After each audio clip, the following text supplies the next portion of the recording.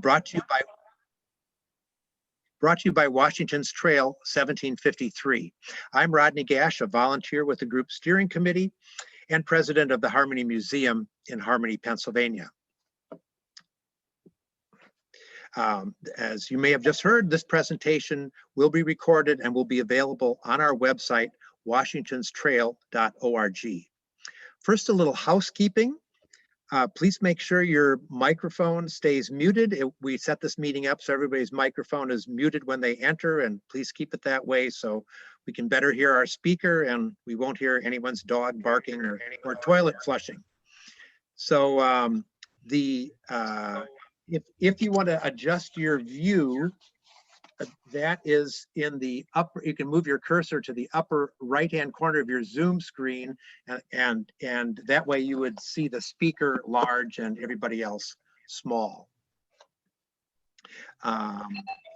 We have allowed time for questions at the end of this presentation, which you can ask by using the chat feature, which you'll find if you move your cursor down to the bottom center of your Zoom screen. Just type your question, hit enter, and we'll get to as many as we can. Washington's Trail 1753 is a registered Pennsylvania nonprofit that works to inform the public about the historical importance of George Washington's 1753 mission. A mission that brought the 21-year-old George Washington to Western Pennsylvania and directly led to the outbreak of the French and Indian War in North America. Besides presentations like today, our group sponsors a one-day in-person summit. We hope to resume that post-COVID. This summit looks at different aspects of Washington's mission. We also produce an electronic newsletter with events and book reviews, and we sponsor historic hikes and reenactments.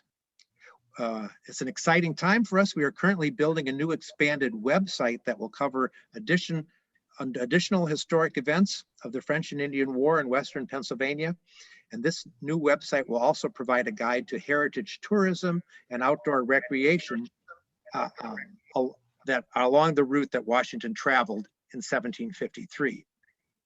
The National Park Service is helping us with that effort, and we are looking for more financial support to bring this interactive website to its greatest potential. So if you like today's presentation, I encourage you to sign up for our e-newsletter and make a tax-deductible donation to our website, washingtonstrail.org. And now to our speaker. Brady Crytzer is a noted history teacher and author. He is the host of the television series Battlefield, Pennsylvania on the cable TV network PCN, and he teaches history at Robert Morris University. Crytzer is the winner of the Donald S. Kelly and Donna J. McKee Awards for Outstanding Scholarship and Service in the fields of history, and he has written 6 books about early American history. Washington's Trail 1753 is so pleased to have Brady Crytzer with us today. Take it away, Brady. Good morning, everybody. It's nice to see everyone here, and unlike a lot of my students, awake for this Zoom meeting. I'm really excited to be here to talk to you folks about a little bit about the Washington 1753 mission, but I think more importantly, kind of about the political powers that were pulling a lot of the strings during the mission.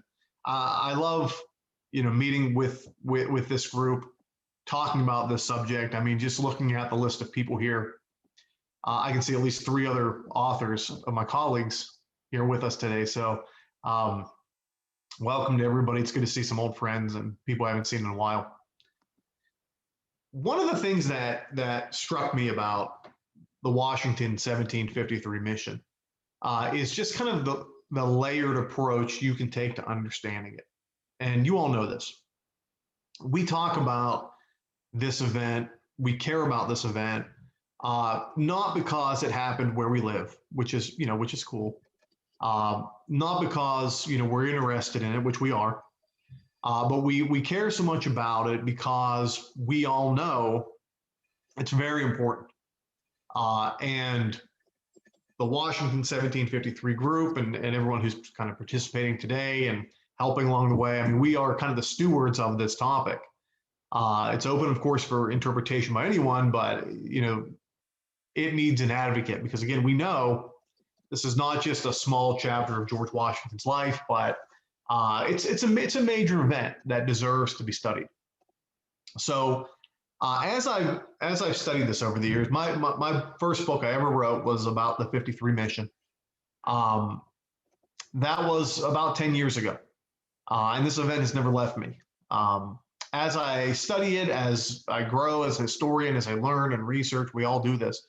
My thoughts on the event have changed. My interpretations have changed, and that's the essence as what we do as historians.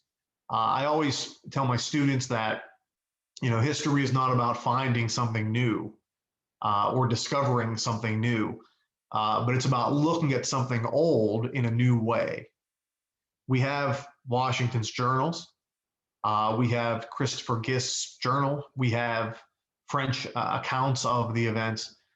We've had those for 2 centuries, but putting fresh eyes on them and interpreting them is really just such an important part of what we do. It's the essence of what we do.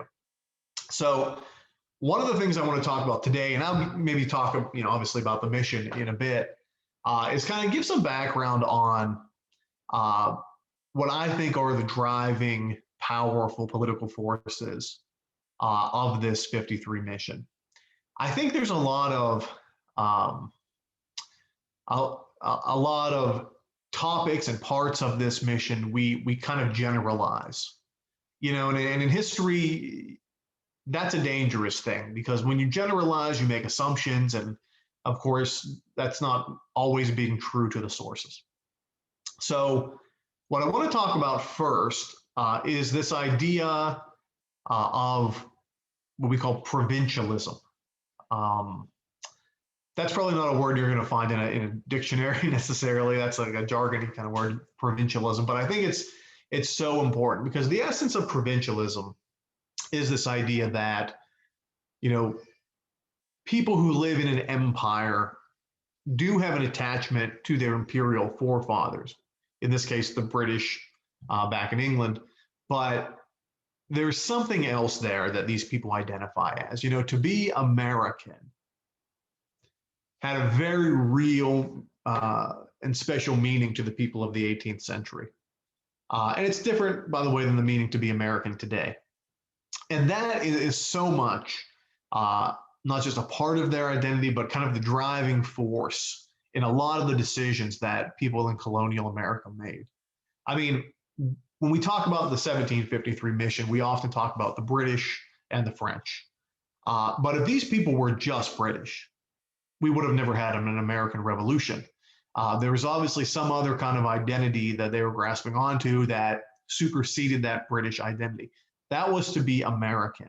And that's very, very real. And I think this 1753 event kind of underscores the power of that provincialism.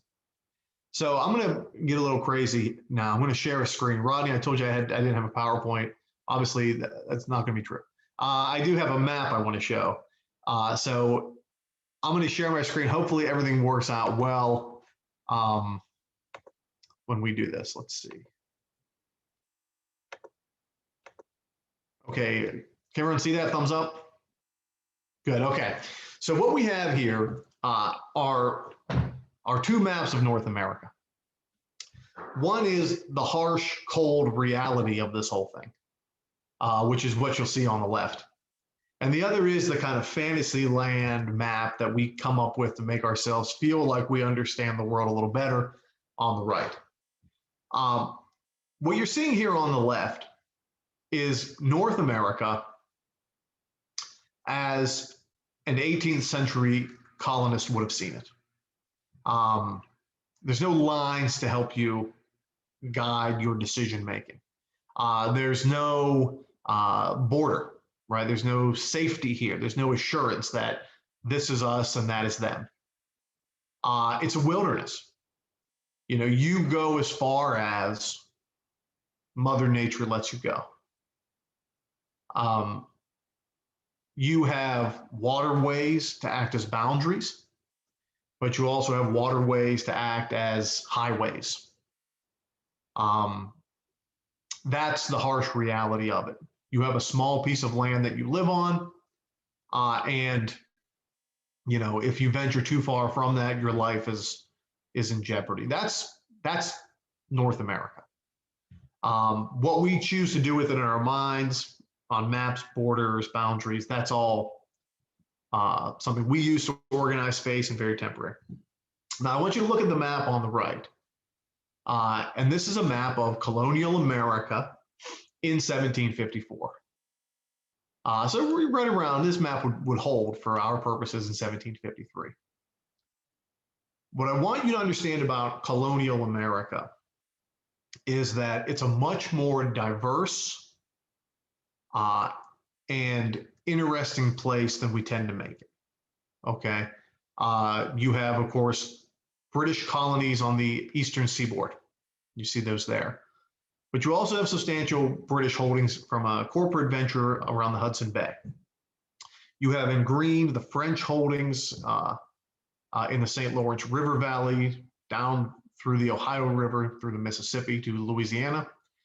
And you have the Spanish who control all of South and Central America, all of Florida, and really a quarter of what is today the United States. That's really important. We kind of dispel the French or the Spanish out of the story, but they literally control about 25% of modern America, and they have left their mark. That's the forces of colonialism in a way. You also have the Russians in Alaska, fair enough, part of North America, but very isolated for economic and commercial means. But what I want to focus on are the French and the British, because when you see a map like this, what you really need to understand is what that map represents as far as life on the ground, the politics of the map. The British way of life and the French way of life were fundamentally different.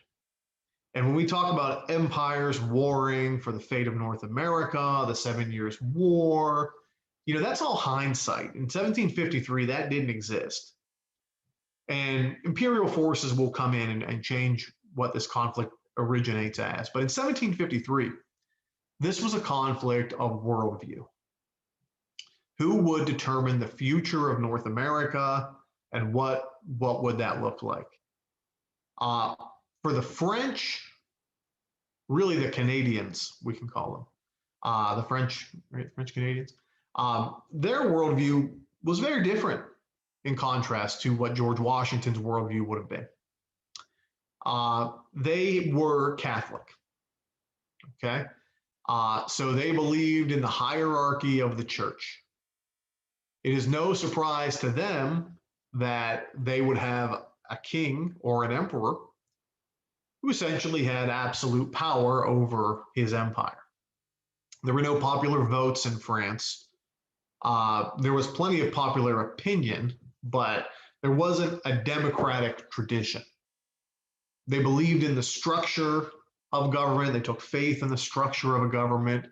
The monarchy is fine with them. It's one of the reasons that, when the French Revolution comes, it's such a big deal. And the people in Canada, again, at this point in 1754, weren't like ardent, revolutionaries in any way. They trusted in the system. They came to North America in the name of the French king. They were given land, but most importantly, more than land, which was just a space to occupy, they were given opportunities to trade and expand and enrich themselves and their empire at the same time. There wasn't a sense of individual prosperity in New France. I mean, people wanted to do well for themselves, but the communal good was a very, very strong kind of feeling for these people. They viewed North America not as a land to be settled, but as a land of opportunity for trade and travel. They used the waterways of North America to trade in furs and goods. They viewed it like a great circulatory system of highways connecting back to Quebec and Montreal and Trois-Rivières in the St. Lawrence River Valley. They didn't really take an interest in settling land. as much as they did in settling deals. And that's part of the reason that the French, again, reached the Rocky Mountains before the British ever reached the Appalachian Mountains. They're not growing the same way. They're not viewing North America the same way. And they're not viewing the future of North America in the same manner. But that French Catholic absolute monarchism is a very real strand of life for these people in New France, and that sort of communal sense of growth. I'm not talking about communism or anything like that, but that, again, sense of community above all is very strong. On the British side, it's fundamentally different. When settlers first come to the New World, especially in the first waves in the 17th century, the world does not look as new as they probably would have liked. When they came here again as a place to do something they could never do back in England, which was own land and prosper, right? Be individuals and do well. And when they came here, they got sort of a rude awakening, especially in Virginia. Now I'm going to focus in a lot on provincialism Virginia here, because that's where Washington comes from. It's the element of his world, right, that's most important to him, and they are the driving political force in this 1753 story. Virginia is best understood, in a tale of two immigrants. Let's say you are a relatively poor person in England who takes the risk, sells everything you own, travels to North America with your family to start anew in this new colony of Virginia. You get there, you're astounded. The government will give you land in some cases, maybe 30 or 40 acres. Before you couldn't even own a square inch of land. So you're already the most successful person in the history of your family in that regard. You believe it. Virginia is the land of opportunity, right? Well, then someone else comes over, and they may be a nephew of some lord so-and-so, some duke's cousin. They're well connected. They're from that aristocratic line of England that dominated the society for 1,000 years. And they also come here and get land from the government, but they don't get 30 or 40 acres like you get. They get 3,000 acres, 4,000 acres. And you say, wait a minute, we made the same journey. We took the same risks. The New World was supposed to be different. But when you look at how Virginia starts to be divided up and how land parcels are given out, land is supreme. It looks pretty similar to England, right? It looks like the worst of that old world kind of came to the New World in a way, but you got your 30 or 40 acres, so be it. Land is the primary currency in the New World for the British, especially in Virginia. Land is everything because land equals power. And that's the way you should think of it. And that is so different than the way the French viewed things. But that was like central to George Washington's understanding of the world as a Virginian in 1753. You have all this land. What are you going to do with it? It's yours. Well, maybe if you're a poor farmer with 30 or 40 acres, you want to make it productive, right? Well, you need a labor. You have a bunch of kids. That's what my grandfather did. He had 8 kids. He had a farm. You have a bunch of kids, right? And they help you farm your 30 or 40 acres, and that works well. But if you're one of these people with 3,000 acres of land, how do you farm that? Well, you're gonna need labor, and that's where, again, the enslavement of people comes in. Virginia's first real cash crop will be tobacco, and tobacco, seems like just a plant, whatever, but it's an intensely difficult plant to grow. And in order to do it, you need some built-in advantages. Tobacco will drain the soil of its nutrient life. One of the reasons tobacco is such a dangerous substance to use is because tobacco pulls everything out of the soil. So if fertilizers are used, if pesticides are used, while most plants just let them kind of get away, tobacco sucks them up, and you end up ingesting that. But anyway, tobacco is very demanding. So that means if you're going to grow tobacco successfully, you need a lot of land, because like on the first year, you might plant in field 1. And that field is so depleted, you can't grow anything there. So then the next year you plant in field 2, and the next year in field 3, and the next year in field 4. And then after 4 years, field 1 can be grown again because the soil has been able to recharge itself. To grow tobacco, you need a lot of land. And who has a lot of land? Well, the people who have all the land are the people who were generally well connected politically and hooked up familially in England before. So if you can grow tobacco, you can name your price, you can sell it for as much as you want. You can be rich. But the problem is, you kind of have to be rich to begin with to take advantage of that. If you're a small farmer trying to grow tobacco on 40 acres, you'll get one crop. But after that, your soil is destroyed and you'll be destitute because you can't grow for years. So, the best way to make a small fortune is to start with a big one. It's kind of the way it works. And that is like central to the English ethos. Again, I'm just trying to give you all a sense of the world George Washington comes from. Land is supreme to them. Land is everything. For the English, their domination of the land is what we would call a clear and hold strategy. Every inch of soil they till, every tree they cut down, every stump they pull up, that land is now permanently settled as a plantation. It will never be wilderness again. Inch by inch by inch, the English colonial world grows, and it stays that way. The French, again, were never like that. They traveled far and fast, and they traded with everybody, but they never stuck around. They never claimed land. And that kind of brings us to, 1753.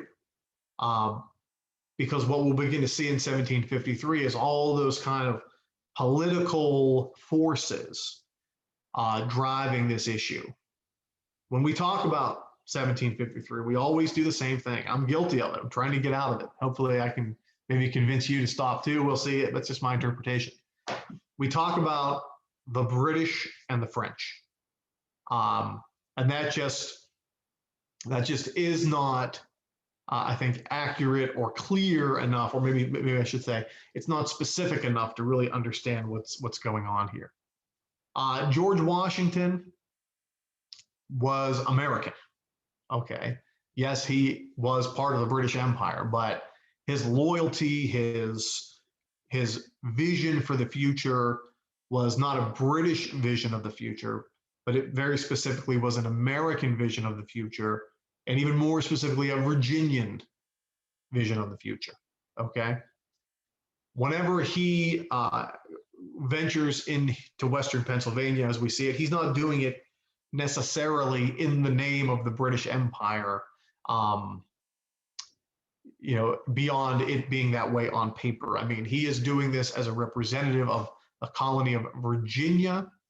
He is representing the Ohio Company of Virginia. This is a land speculation firm. Again, land is supreme to them, ownership and control of land. And that's the way we see this. It's the way he sees it, okay? Likewise, when we talk about the French, you'll be a little surprised to see we're actually going to meet very few people from France. Virtually, from my research, every French officer that Washington encounters is born and raised in North America. They are provincials, like George Washington. We'll see a number of prominent French people here with very deep histories in French Canadian society, none of which are from France or have ever been to France. They are American as George Washington, born and raised in North America.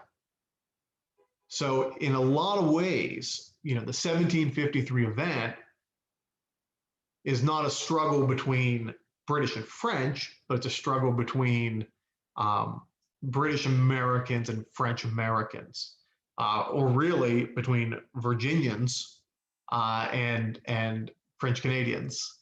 Most of these people are going to be from Montreal. So you could even make it that more specific.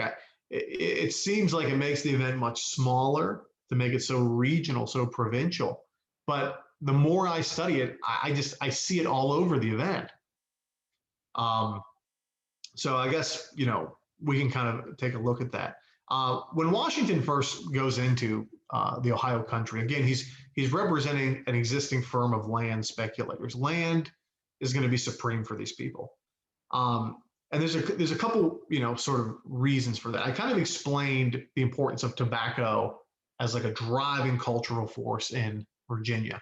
If you could grow tobacco there, you were considered a natural leader of men, right? Because tobacco is very hard to grow. You have to be very rich and powerful to even grow it in the first place.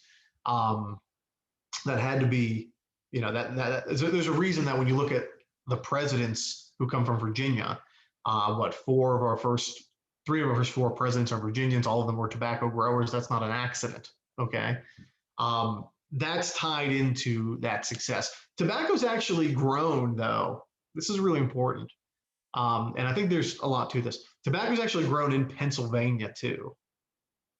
It was mostly grown in Lancaster County. It's still grown there today. There's about 9,000 acres of burley tobacco grown in Lancaster County. It's grown by the Amish, who at the time in the 18th century were just German settlers. And they did it by hand. They didn't have 30 or 40 or 100 enslaved men and women working for them. Tobacco is incredibly labor intensive. They didn't have that forced labor. Their neighbors came and helped them. So that was almost, again, very French in the way that tobacco was grown. It was a communal experience, whereas in the English worldview, tobacco, you enslave people to pick it for you. You reap all the benefits. You pull yourself up by your own bootstraps, ignoring the labor of all those people. And you're an individual, right? That's a very English thing as compared to the French. And in this case, the Germans in Lancaster, who are also growing tobacco very differently. So land is key for the Ohio Company of Virginia. Land is the currency. What they can grow on it, what they can do with it, they'll figure that out later. Ownership is the key. So that'll kind of get us into the Washington story a bit, which a lot of us are familiar with. I just wanted to take you through it generally and kind of highlight what I think are the very sort of like provincial aspects jumping out, trying to get my attention. So initially, in 1753, well, let's start 1748. French Canadians and British Virginians will all have designs on controlling the Ohio country, primarily initially here in Western Pennsylvania, where we all live. The French will take the first kind of steps in claiming this land by taking a military commander out of Montreal named Céloron de Blainville, 1748. He'll sail down the St. Lawrence through the Great Lakes, connecting the waterways to the Ohio River and the Mississippi, and he'll be putting lead plates, claiming this land in the name of France. Céloron de Blainville was born in Montreal. He served in a lot of different capacities in Louisiana, in Illinois, in the St. Lawrence River Valley, throughout North America. But Céloron de Blainville was American through and through. He was provincial. Okay, so that's kind of the initial foray into claiming this land. It's French Canadians, North Americans claiming this land in the name of their respective empire. The British view this as a direct threat to their future designs for the region. But of course, we know that isn't true. The British don't view that as a direct threat to their future designs for the region. Virginia, specifically, views that as a direct threat to its designs for the region. The Canadians begin building fortifications in the Ohio country. Fort Presque Isle, built not by French soldiers and workers, but Canadian, American soldiers and workers. And Fort Michaud, Fort Le Boeuf, of course, and Fort Michaud, all, again, built by Canadians. Largely funded, incidentally, by domestically raised money in North America as well. The French in Europe did help, but largely funded by them as well in Canada. The British will say, again, the Virginians, this is unacceptable. They're going to send a military expedition into the Ohio country to politely ask these Canadians to leave. And who's in charge of this? Well, it's not the British military in any way, shape, or form. It's the Virginia militia. And specifically, the man at the helm of this, the Lieutenant Governor of Virginia, Robert Dinwiddie, he is born in Scotland, incidentally. But as a governor, that would really help him get that position. He is the one driving this force and controlling the militia. He'll write a number of times to various powerful people in England saying, hey, you guys in England, the British Empire, you got to get behind what Virginia's trying to do here. The French are going to take this land from us. But it's really like the Pennsylvanians aren't helping with this, right? It's a Virginia. And the British aren't necessarily like sold on this, back in England, like they're not sold on this idea. So this is really kind of a Virginia response, a Virginia move, more than a quote unquote purely British move, because the empire is big and there's a lot going on. And there's not that many interested parties for this kind of war over the Ohio country just yet overseas. Robert Dinwiddie will select 21-year-old George Washington to lead this expedition. He knows his brother Lawrence, who has recently passed. Lawrence is a tobacco grower with a huge amount of land, born and raised in America. Now, Lawrence did go to school in England for a while. George Washington never did that. But Lawrence is an American, and it's that American connection that puts George Washington in position to make this response. Washington will be led into the frontier, protected by, working with, guided by a series of prominent individuals. Christopher Gist, who gets this reputation as kind of being a rough guy, but from a very rich family in Maryland. He was an American, born and raised in America. Guys like Barnaby Curran, some of Gist's comrades, about 10 of them, will lead Washington into the Ohio country. But again, I want to stress to you, I'm not saying these people aren't acting in the name of Britain, and they're not acting in the name of France, but on the ground, on the level, right, boots on the ground, we're seeing Americans preparing to square off with Americans, and I think that is that provincialism that is so strong in this story. Washington, of course, will get to Pittsburgh in November of 1753. He'll meet with prominent native peoples, native leaders in the 1750s. Men like Shingas and the Half King, Tanacharison. And that gets into a whole other type of American in a way, right? They are equally as American as any of the other people we're seeing here. They're born here too. We kind of have this idea, and it's like a fantasy land idea, that you have this collision of worlds in the 1750s, the old Indian world and the strange new Euro-American world, these white people coming together. But the reality is, the French have been in Canada since the early 17th century. The English have been in Virginia since the early 17th century. By this point, white people, Europeans, had been in America for 150 years. There is not a native person, an Indian person, whether they be Seneca or Mingo or Shawnee or Lenape, there's not an Indian person who has any recollection of a time before Europeans. Like, what do you guys remember about 150 years ago? Do you remember where you were when Antietam happened? Do you remember when you were mowing your lawn and the Battle of Gettysburg started? No, we don't remember that because it was 150 years ago. 5, 6 generations or more earlier. So what I'm saying is the American world of the 18th century is one that where Indian peoples and European peoples are always together, always living together. That's just kind of the way it is. I mean, that's American life now. Euro-Americans will wear Indian-style clothing and hunt with Indian-style methods, hunting Indian game. Indians will hunt with Euro-American weapons, and they'll wear Euro-American clothes, and they'll marry each other, and they'll have children together, and they'll mix races, and that's the new world. I mean, that's the real new world. It's not one where this is all fresh. Native peoples and Euro-Americans have been mixing for 150 years. These cultures are well adapted to each other. In fact, they're really kind of one culture in a way. As different as the English and French are, the Indian world is the glue that kind of did tie them together, culturally speaking. So they're also Americans in this story. Washington will meet with the Half King. They'll venture up the Venango Trail through Cranberry, generally speaking, Interstate 79. They never sat on the Neville Island Bridge or the Swickley Bridge, that's for sure. But they did, travel that way. And then they get to the large and impressive Indian village of Venango, one of these like traditional Ohioan villages that's only about 30 years old at this point. It's a place of many Indian nations and European nations mixing. John Fraser, the British trader, had his cabin there.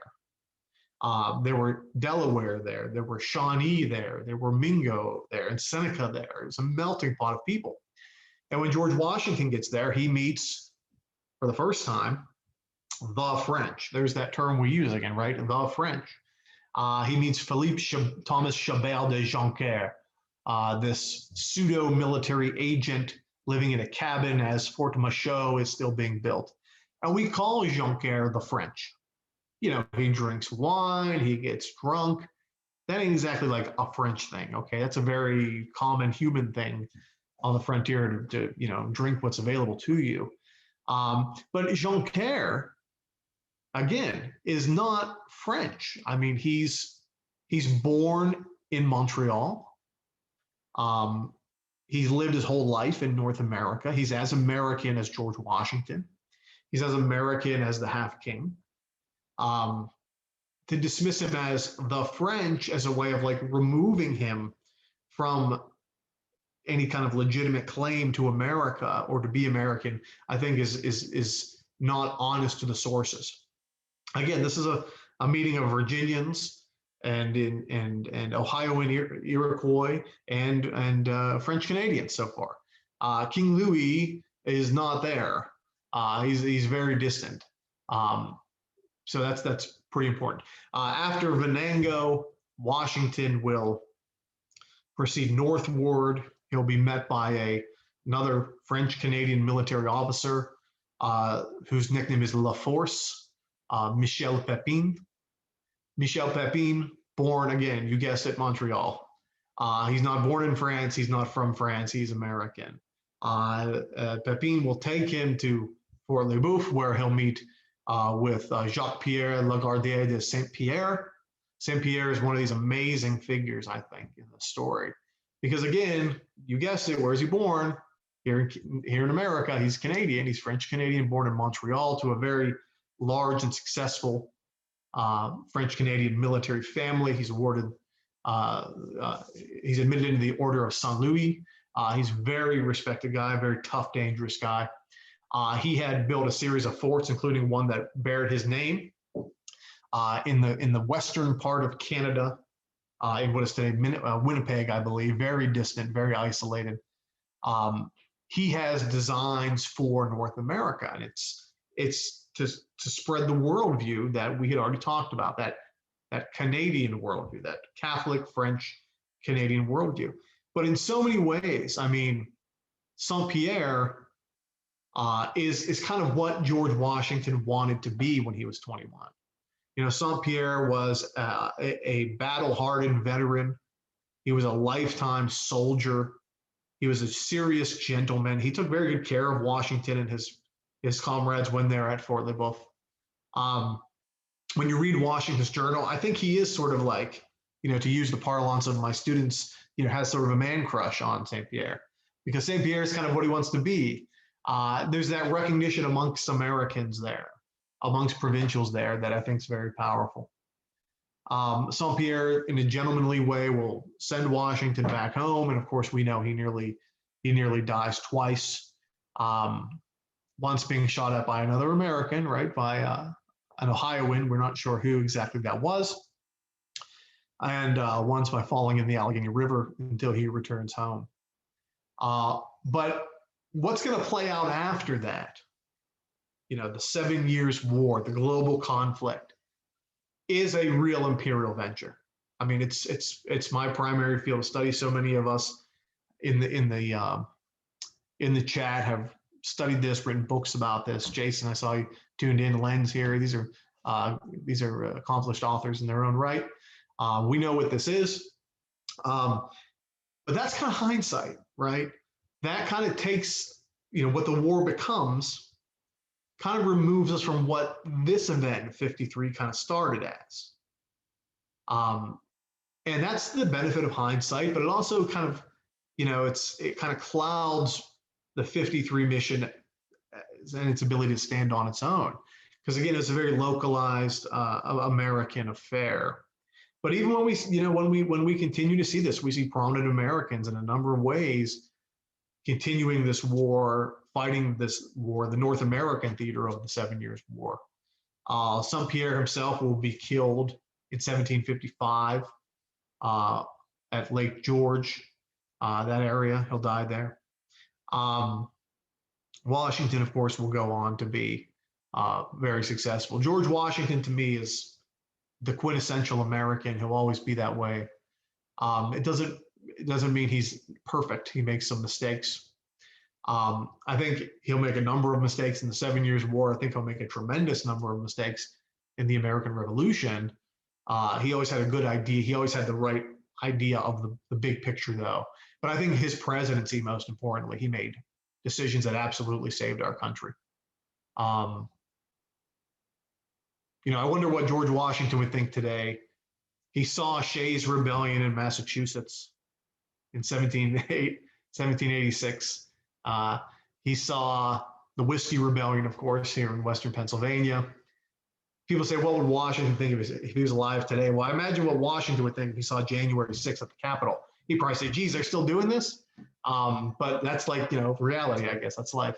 So he had the foresight. He rose above politics. He detested partisanship.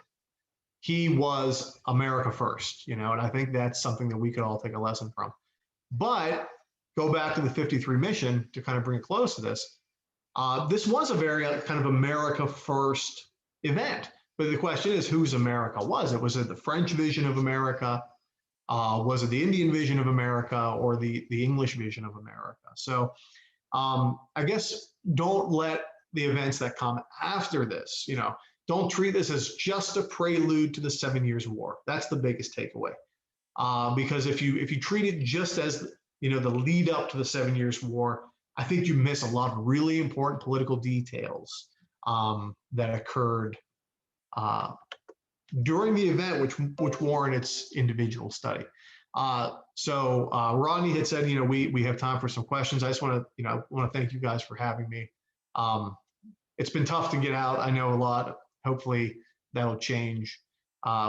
Next week, Fort Loudon, big market fair, a lot of good history there all weekend. If anyone's interested, I'll be there as well. I'll probably see some of you guys, so I'll be there. But anyway, thank you very much. And Rodney, if there's any questions, let's get to it. Hey, thank you very much, Professor Kreitzer. Yeah, one question, was Washington more of a Virginian or an American, would you say? That's interesting. The idea, Virginian, that's my answer. I mean, that's the easy answer. Even until the Civil War, which is a century after Washington's and these events, the idea of being an American as like the United States of America is still kind of a new idea, or not, I don't want to say new, but an unpopular idea. I mean, he was Virginian first. Virginia was a colony of its own. It was a standalone entity. He would never have compared himself to a Pennsylvanian in 1753, or a North Carolinian, or dare I say even a South Carolinian, right? He would never do that, or Massachusetts. I mean, Virginia was its own. Virginia was his loyalty, I think. British in the general sense of worldview, but in terms of direct loyalty and action, Virginian for sure. How did the differing views of land and land, like stewardship and use, that the French versus the English, how did that impact their relationships with native tribes? You can't speak in a general sense for all Indian nations. there were the Iroquois were very strong British allies, and that was a political alliance. The French had incredibly strong relationships with the Great Lakes peoples, the Ottawa, the Potawatomi, the Miamis. I think there was a general understanding that the French would come and go in a very transactional way, and the English would gobble land up from them.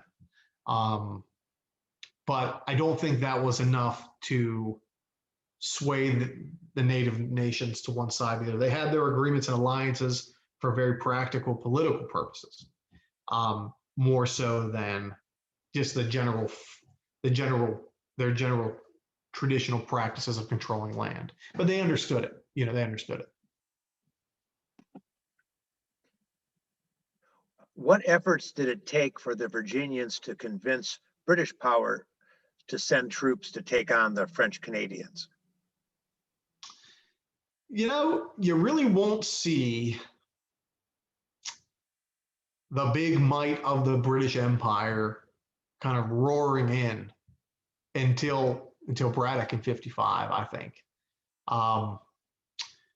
When you see Fort Necessity, and we have Jason Cherry on, who's done a lot of work, obviously, with Trent, probably the leading Trent expert in the field at this time. You do see coordination between colonies in 1754. 1753, it's really a Virginia thing. And then in 1754, as the big highlights being Jumonville and Fort Necessity, you get South Carolinians involved.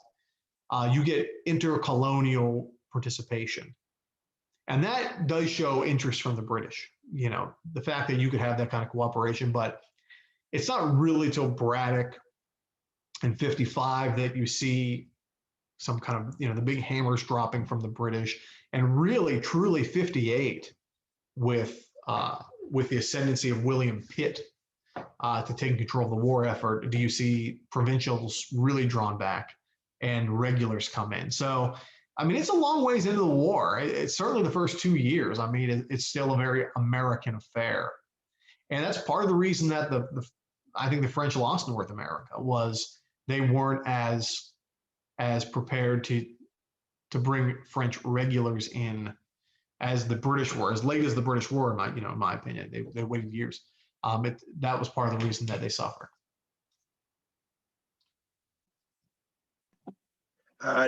That's all I had that showed up on chat. Do we have any other questions that people want to send in?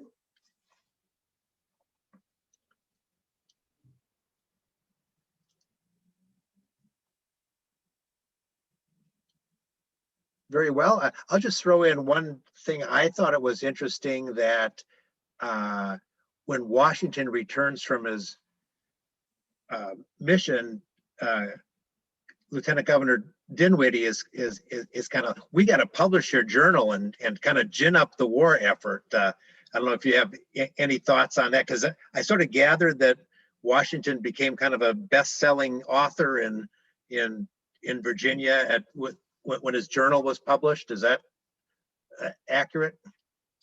I couldn't speak to like the how it was received, but it was well published. And Rodney, I think you nailed it. This was politics, right? How do you get support? You hit the pavement. You publish and you speak and you get out there and try and convince people. And that's one thing we should always kind of remember when we read the Washington Journal, is that it was kind of written, with that in mind. A little sensational, to say the least. I liked having the Christopher Gist Journal, which, Historic Harmony published, the two side by side, because Gist was a little more, I think, practical. But yeah, if you think that journal was published to gin up support, I would say that's totally on point. I interpret it the same way. Thanks, Debbie. Okay, thank you very much. If we have, if someone has a question, send it in right away on chat. Otherwise, I'd just like to thank everyone for joining us today. As I mentioned, this program has been recorded and will be available for viewing on the Washington Trail website, washingtonstrail.org. The website has other history-related presentations, some of the earlier ones we did, and lots of information on the French and Indian War in Western Pennsylvania, as well as George Washington's 1753 mission. You will also notice a donate button, as I mentioned earlier, and we're accepting donations to help us complete this bigger, better website that will help teachers and students of all ages learn about this important time in Pennsylvania history, a time that shaped a young George Washington into the military and political leader that he became. And donations of any size will get put to good use. And I might just add one other thing that Brady mentioned, the book that the Harmony Museum helped publish. This is a small book, maybe it's 80 pages, and a Slippery Rock master's student took the Gist Journal and the Washington Journal and kind of laid them side by side. Here's what they both said about November 15th. Here's what they both said about December 25th. So you get a very good view, just like Professor Kreitzer said. You get this view of here's Gist's take on what happened that day, and Washington's take, which again he rewrote from his notes when he's back in Virginia. So thank you very much. I guess this will conclude our program. Thanks for everyone for attending.